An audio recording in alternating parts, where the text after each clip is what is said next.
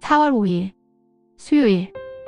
오늘 나에게 주시는 하나님의 말씀은 마태복음 27장 11절에서 26절입니다. 오늘 말씀을 묵상하고 적용한 성도님의 묵상 간증입니다. 제목: 결혼으로 도망친 빌라도. 작년에 저는 오랜만에 형님을 만나 함께 점심을 먹었습니다. 그런데 시간이 흐를수록 형님과 대화하기가 힘들어졌습니다. 형님이 자기 생각과 다른 의견에는 감정적으로 흥분하면서 저를 지적하고 강압적으로 설득하려고 했기 때문입니다. 그렇게 자리가 불편해진 저는 밥만 먹고 형님과 얼른 헤어졌습니다.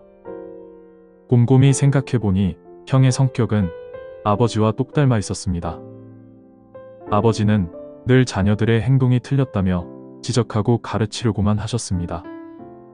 그래서 저는 어릴 때부터 가족으로부터 탈출하고 싶었고, 결혼하면서 부모 형제와 정서적으로 단절한 채 살았습니다.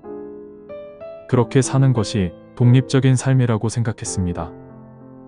결혼한 후에는 이제 원 가족에서 경험하던 갈등이 없겠지라고 생각했는데, 이번엔 아내와 대화하기가 힘들었습니다.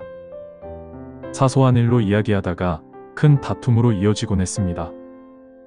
우리 부부의 힘으론 도저히 문제를 해결할 수 없어서 교회 소그룹 모임에 참석해 이런 고충을 나눴습니다. 그러면서 저는 저 자신을 객관적으로 보게 되었는데, 부모님과 형제들이 가진 사고방식을 저도 똑같이 가지고 있음을 깨달았습니다. 지금까지 저는 아내에게만 문제가 있다 생각하고 아내가 변하기를 기대했는데, 사실은 저에게 문제가 있었던 것입니다. 감사하게도 저는 예수님을 만나고 문제를 조금씩 해결해가고 있습니다. 하지만 예수님을 모르는 부모님과 형제들은 아직도 옳고 그름의 가치관 속에서 힘든 시간을 보내고 있습니다. 저는 교회에서 양육을 받으면서 먼저 예수님을 믿은 사람으로서 원 가족에게 구원의 말씀을 전해야 하는 사명이 있음을 알게 되었습니다. 제가 결혼을 통해서 부모 형제들로부터 도망친 것은 예수님을 십자가에 못 박은 대제사장들과 장로들, 책임을 회피한 총독 빌라도의 행동과 다를 바 없었습니다. 이제는 무책임하게 도망치지 않고 부모님과 형제들에게 주의 말씀을 전하는 구원의 통로가 되겠습니다. 오늘 주신 말씀에 대한 적용하기입니다.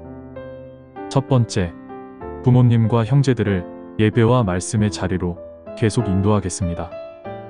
두 번째, 아버지의 말씀을 실은 내색하지 않고 끝까지 듣겠습니다. 사랑하는 수암교회 성도님들, 오늘도 말씀을 큐티하고 적용하셔서 말씀대로 믿고 살고 누리는 복된 하루가 되시길 축복합니다.